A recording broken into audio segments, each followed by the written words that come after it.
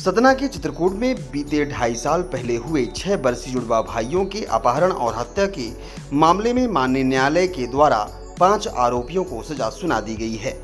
लगभग 886 दिन से विचाराधीन मामले में जहां सप्तम न्यायाधीश प्रदीप कुशवाहा की अदालत में यह बहुचर्चित मामले में आरोपियों को आजीवन कारावास का फैसला सुनाया गया है, वहीं पीड़ित पक्ष अदालत से फांसी की उम्मीद की थी। पीड़ित पक्ष इस फैसले से असंतुष्ट नजर आया है और हाईकोर्ट में अपील करने की बात भी कही है। गौरतलब है कि राम की तपोभूमि चित्रकूट में 12 फरवरी 2019 को एक ऐसा हत्याकांड हुआ था जिसमें पूरे प्रदेश को हिलाकर रख दिया था। तेल कारोबारी ब्रजेश रावत के 6 साल के मासूम जुड़वा बेटों का अपहरण कर लिया गया था। 1 करोड़ की फिरौती मांगी गई थी और 20 लाख रुपए देने के बाद भी आरोपियों ने इन दोनों मासूमों को मौत के घाट उतार यमुना नदी में पत्थर बांधकर फेंक दिया था। इस जघन्य अपराध के 6 आरोपी चिन्हित किए गए थे। एक आरोपी ने जेल के अंदर ही पूर्व में खुद को फांसी लगा ली थी, वहीं 5 आरोपी पर कोर्ट सुनवाई कर रही थी। आपको बता दें कि श्रेयांश और प्रियांश यह दोनों मासूम जुड़वा भाई थे जो चित्रकूट के तेल कारोबारी ब्रजेश रावत के कुल का चिराग भी थे। चंद पैसों की लालच में इन दोनों मासूमों का दिन दहाड़े स्कूल बस से उतारकर अपहरण कर लिया गया था। पीड़ित परिवार से आरोपियों ने 1 करोड़ की फिरौती की मांग की थी। परिवार ने प्रारंभिक 20 लाख रुपए दिए, लेकिन बावजूद इसके हत्यारों ने दोनों जुड़वा भाइयों को मौत के घाट उतार दिया था। यही नहीं, लाश को पत्थर से बांधकर यमुना नदी में फेंक दिया था। माननीय न्यायालय ने आज 26 जुलाई को मामले पर फैसला सुनाते हुए घटना के 5 आरोपियों को दोषी करार देते हुए उम्र कैद की सजा सुनाई है। फैसले में आरोपी पद्मकांत शुक्ला, राजू द्विवेदी और लकी तोमर को अदालत ने धारा 302, धारा 364 ए 328 के तहत दोहरे आजीवन कारावास की सजा सुनाई है। वहीं विक्रम और अपूर्व यादव को 120 बी और 364 ए 328 के तहत उम्र कैद की सजा मुकर्रर की है। वहीं प्रियांशु पिता ब्रजेश रावत न्यायालय के इस फैसले से असंतुष्ट नजर आए। उन्होंने कहा, हमने न्यायालय में इस जघन्य अपराध के आरोपियों के खिलाफ फांसी की सजा की उम्मीद लगाई थी जो पूरी नहीं हो सकी है। उन्होंने यह भी कहा कि मौत की सजा के लिए हमारी लड़ाई जारी रहेगी और हम उच्चतम न्यायालय हाईकोर्ट में अपील करेंगे।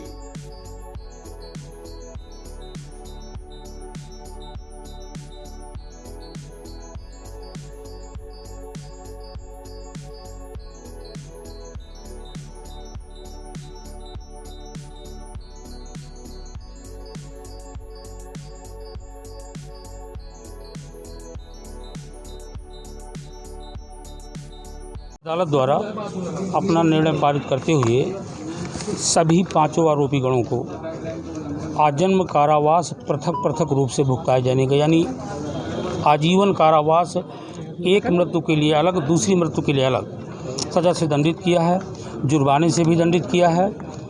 माननीय न्यायालय के फैसले की निर्णय की प्रति हमें प्राप्त हो जाए, हम उसे देखेंगे। मैं फरियादी ब्रजेश रावत का वकील हूँ और इसके बाद देखने के बाद माननीय उच्च न्यायालय में अपील करेंगे। कोर्ट ने क्या कहा है इस पूरे फैसले में?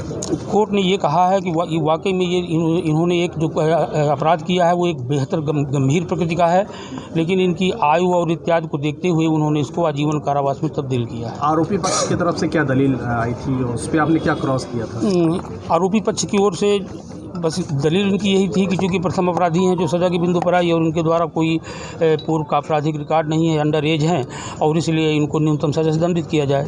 5 के नाम क्या थे और क्या क्या अपराध थे? जो 3 को डबल आजीवन कारावास मिला है उनके नाम क्या हैं और जिनको आजीवन कारावास नहीं, सभी को 5 को डबल आजीवन कारावास मिला है। जी, ये आप इस फैसले से संतुष्ट हैं? फैसले की मिलने के बाद उसे देखेंगे। इसके बाद फिर अपन माननीय उच्च न्यायालय में जाएंगे, क्योंकि हम फांसी की मांग कर रहे थे। माननीय न्यायालय द्वारा अपने निर्णय में क्या पाया गया कि उनको आजीवन कारावास दिया गया, उसको देखेंगे। आगे की जो भी कानूनी प्रक्रिया उसको पूरा करेंगे। रामरूप पटेल। बोलिएगा सर थोड़ा लाउडली बोलिए, क्या हुआ? कोर्ट ने आज क्या फैसला सुनाया? आप जो है आरोपी पक्ष से वकील रहे हैं। माननीय न्यायालय ने अपराध को प्रमाणित पाया है और सज़ा के बिंदु पर उभय पक्ष को सुनने के बाद दोयम आजीवन कारावास की सज़ा से दंडित किया गया है। एक सज़ा आजीवन पूरी होने के बाद दूसरी सज़ा प्रारंभ होगी, ऐसा निर्णय दिया गया है। पांचों अभियुक्तों को दोषी करार दिया गया है। हम इस सज़ा से, इस आदेश और निर्णय से हम संतुष्ट नहीं हैं। इसकी अपील माननीय उच्च न्यायालय में करेंगे। चूँकि ये केस कोई विटनेस के आधार पर नहीं था, सर्कमस्टांशियल एविडेंस कलेक्ट किया था और ऐसी विटनेस लाई गई थी जो कि फैब्रिकेटेड की जा सकती है, गुंजाइश है फैब्रिकेशन की।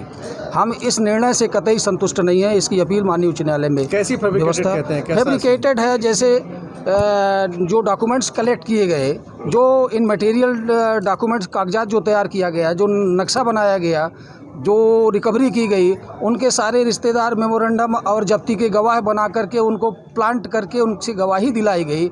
इन सब चीज़ों से हम लोग संतुष्ट नहीं है। पूरा बचाव जो है इसमें माननीय उच्च न्यायालय के समक्ष सारी बातों को रखेगा और न्याय अवश्य मिलेगा। ऐसा नहीं है कि न्याय नहीं मिलेगा। निर्णय जो है हम संतुष्ट नहीं है, क्योंकि न्यायालय के निर्णय पर हम कोई आक्षेप नहीं कर रहे हैं, परंतु न्यायालय का निर्णय संतोषजनक नहीं है।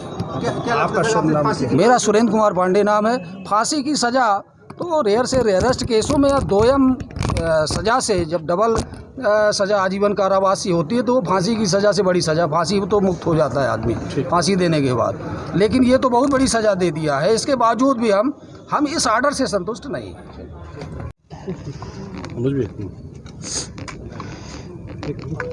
रावत जी, एक फैसला आया है, क्या कहेंगे इस फैसले पर? क्या बताओ, न्यायिक व्यवस्था में बड़ा विश्वास था, बच्चों को न्याय नहीं दिला पाया। मैंने अपने पितृत्व का निर्वाह बड़ी कर्मठता से किया।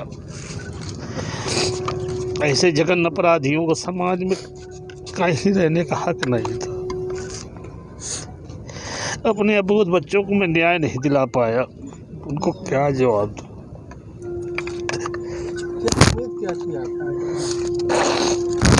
क्या करेगा? अब ऐसे जघन्य अपराधियों के लिए क्या अपराध छुपा था समाज से? समाज ने तो एहसास किया था, एक एक बाप ने, एक एक माँ ने एहसास कैसा जघन्य अपराध इन्होंने किया था। इनकी सज़ा क्या होनी चाहिए? अब ईश्वर का न्याय देखना था, ईश्वर ने दिखाया आज मुझे। आज अपने बच्चों को न्याय नहीं दिला पाया मैं। ऐसे अपराधियों को समाज में जिंदा रहने का हक नहीं है। एक समाज असुरक्षित रहेगा ऐसे अपराधियों से, ऐसी सोच के लोगों से, जिनके अबोध बच्चे पैसे के लिए निशाने पे हो। ऐसे अपराधियों के समाज में कहीं रहने का हक नहीं। अब उस न्यायालय जाने की कुछ मंशा? साहब, मैं तो अंतिम स्थिति तक लड़ा हूँ, अंतिम स्थिति तक लड़ूंगा, लड़ता रहूँगा। चलो